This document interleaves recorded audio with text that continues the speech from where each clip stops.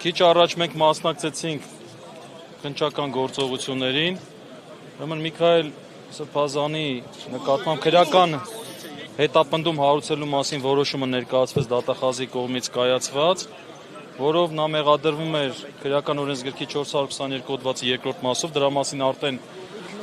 հրապարակային դաշտում առկա էր։ Ուրեմն այս պահին մենք մեղադրանքի բնույթի մասին շատ բաներ չենք ուզում ասել պաշտպանական նկատառումներից ելնելով, քանի որ Սրբազանը ներկայացվելու է դատարան, նախնական տեղեկություններով Ավանի նստավայրում է լինելու, բայց լրացուցիչ երբ իմանանք կհայտարարենք։ Ուրեմն ձերբակալման պահից 24 ժամվա ընթացքում դատարանը պետք է որոշում կայացվի։ Հետևաբար մոտակա ժամերի ընթացքում դա լինելու է։ Մենք անպայման կտեղեկացնենք, այսինքն հրապարակային կտեղեկացնենք։ Այո, կալանքի հարցն է քննարկվում։ Դուք լավ տեսաք, որ սա աննախադեպ միջամտություն էր, ինչպես ոստիկանների եւ ԱԱԾ ծառայողների կողմից, երբ որ մայրաթորի տարածք ներխուժեցին, դրան գումարած այս ընթացքում էլ վստահ եմ, որ դուք ինքներդ էլ համացանցից օգտվել եք, տեսել եք, որ վարչապետ Նիկոլ Փաշինյանը բարբերաբար գրառումներ էր կատարում, որը մենք գնահատում ենք նաև իր ոչ կոռեկտ լինելով հանդերձ, նաև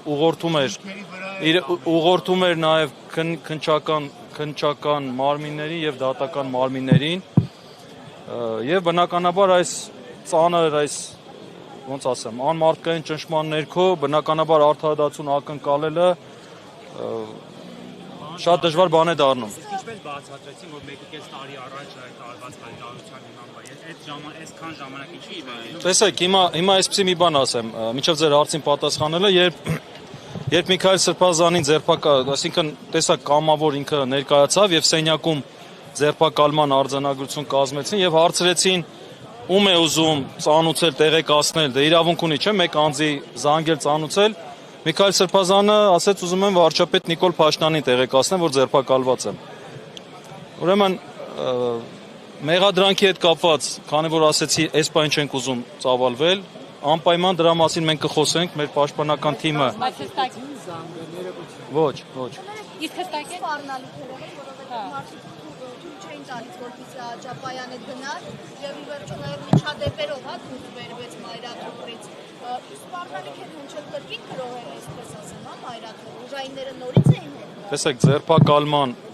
հիմքերը չկային, կարելի էր ասել, դրա հետ կապված պաշտպանները համապատասխան հայտարարություններ կատարեցին, որ արձանագրվեց, բնական է չկար, ավելին Միքայել Սրբազանը ոչ խուսափել է, ոչ էլ հանցագործություն է կատարել կամ դա կրկին կատարելու վտանգը չկար, ամբողջ գործընթացը անիմն է, այսպես ասեմ։ Ձերբակալման ժամը, որ ժամն է ֆիքսվել։ Ձերբակալման ժամը ֆիքսվել է, կարծեմ, մենք երբ մտանք 6-ին, այսինքն այս պահին դեռ դատարանը պետք է որոշում կայացնել։ Իսկ դատարանապետ չասացին իրեն երբ կտանեն դատարան։ Իրեն պետք է որ քիչ հետո տանեն։ Դատարան։ Այսպես պետք է գնաք արդեն դատարան։ Մենք հիմա գնում ենք մեր մարտավարությունը, մեր աշխատանքը կատարենք, այնուհետև գնալու ենք դատարան։ Մոտավորապես որ ժամին դուք կլինեք դատարանում, որ Չենք կարող ասել, կարող է գիշերը քննեն, կարող առավոտյան զանգեն ասել, անպայման այդ տեղեկությունը կդնենք նշանակում է մինչև վաղը երեկոյան 6-ը դատարանը պետք է Դե կարող է առավոտյան օրինակ ժամը 7-ին նիստ նշանակի։ Դուք նախապես կտեղադրեք։ Անպայման Facebook-յան էջը կտեղադրենք։ Երկու անցկալալի մասնակցություն Այս պայն մենք միջնորդությունը չունենք, ճիշտ խոսեն ներկայացնելու։ Այսինքն հայտնի չի ով է քննելու դատարան։ Ոչ։ Պարոն Զորաբյան, իսկ արդարադատության ընդհանրապես սպասել կարելի է, եթե վաղ առավոտից, երբ դեռ անգամ Միքայել Սրբազանը մայրը աթոռում էր, այդ տարածքում էր, արդեն իսկ ԿՊԱ-ականները հայտարարում էին, որ նախ կալանավորվելու է կամ կալանավորվել է, հետո փոխեցին բառը, որ ձերբակալվելու է, հետո Նիկոլ Փաշինյանը անգամ ժամկետներ նշեց, թե ինչու չեն ուզում կալանավորել 1 ամիս ժամկետով, ինչ որ պատճառներ, որոնք ցենզիստուս են ու ես չեմ մեջ բերի, բայց պատճառներն էլ էր նշում, այսինքն եւ ժամկետեր նշում եւ նշում էր, որ պետք է կալանավորվի եւ ԿՊԱ-ականներն էին դա տարածում։ Գիտեք ինչ, մենք նույնպես դա տեսել ենք, արձանագրել ենք, դա ուղղակի ճնշման միջոցներ են, որը բնականաբար արդարադատության, այսպես ասեմ, իրականացնողներին կաշկանդելու է եւ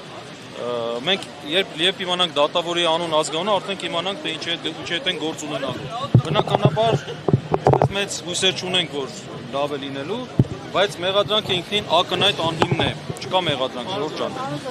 Այստեղից հիմա դուք գնալու եք ձեր մարտավարությունը որոշելու։ Մենք գնալու ենք մեր աշխատանքը կատարենք, տանելու այս պահին։ Սրբազանի տանելու են դատարան։ Գիշերը դատարան մնացկաց։ Այո, տանելու են դատարան։ Ինչու եթե հայտնի չէ ժամը, Նորցանոց միասին պետք է ներկայացնեն դեպիսինա, տոկալումից հետո 12 ժամվա ընթացքում պետք է ներկայացնեն դատարան, իջնորդությունը եւ իրեն միասին։ Զպովոյում չի մնալու, այլ մնալու է գիշերելու է դատարանում։ Դատարանի համապատասխան հատվածում պետք է որտեղ ձերբակալված անձինք պահվում են, այդ հատվածում պետք է սպասի մինչև դատական Արդակ։ Սրբազան հայրը շատ լավ հոգեվիճակում էր։ Իսկ առաջ որքան շիրակի որ մտել էին ուզանության նպատակով ինչ-որ բան հայտնաբերել։ Մանրամասներին տեղյակ չենք, հիմա մենք մյուս գործընկերներից փորձելու ենք ամբողջ տեղեկատվություն Պարոն հավաքել։ Զորաբյան, ձեր գրություն կա Միքայել Աջապահյանի ստորագրությամբ, որ ինքը լիովին բավարարված է իր ծառայությունով, իբրև հոգևորական ուստի խնդրում է իր անունը նշանակել վարչապետի տեխնացուների շարքում դուք եք դրել ձեր էջում։ Այո, քանի որ մենք նաև տեղեկացանք, որ նման քննարկումներ է գնում եւ Միքայել Սրբազանի անունը քննարկում է վարչապետի տեխնացուների շարքում, Միքայել Սրբազանը հստակ իր դիրքորոշումը արտահայտեց եւ խնդրեց, որ մենք դա հրապարակենք, որ ինքը բավարարված է իր հոգևոր ծառայությունից, այսինքն ինքը հոգևոր առաքելությունից չի պատրաստվում շեղվել եւ բնականաբար դեմ է, որ իր անունը քննարկեն այդ տեխնացուների ցանկում։ Պարոն Զոհրաբյան, ճիշտ է չեք ուզում մեղադրանքի շատ խոսել, ես հարցը հնչեցնեմ ամեն դեպքում։ Իշխանության զավթման մասին, ճիշտ եմ հիշում, որ Սրբազանը խոսել է 23 թվականին։ Եթե այո, այդտեղ դա ինչ է, կարծիքի արտահայտում է, թե ոչ, ես հարցնում եմ, բայց գիտեմ, որ մարտավարություն տեսեք, ես շատ բաներ հիմա չեմ ուզում ասել, բայց ուրեմն քրեական օրենսգրքի այդ հոդվածով նախատեսված կոչ չի կարող լինել, ուղղակի չի էլ եղել։ Մենք բնականաբար ընթացքում ավելի մանրամասների մասին խոսենք, պաշտպան պարոն Սարգսյանի կողմից հստակ հարցադրում ներկայացվեց, որպեսզի մեղադրանքի հետ կապված մեզ որոշակի ճշտումներ անեն, որովհետև դա պարզ չէր, փաստական կողմը մեղադրանքի, ինչևէ մենք դատարանում դրա հետ կապված ավելի մանրամասն կներկայացնենք, այնուհետև ըստ անհրաժեշտության նաև հանրությանը։ մեղադրանքի մասին Սրբազանը ինչ-որ բան ասաց, Այսպես ասեմ, Սրբազանը բնական է մեղադրանքը չի ընդունում եւ բոլորս էլ լավ գիտենք, որ Սրբազանը քննադատական խոսքի հնչեցրել։ Այդքան բան։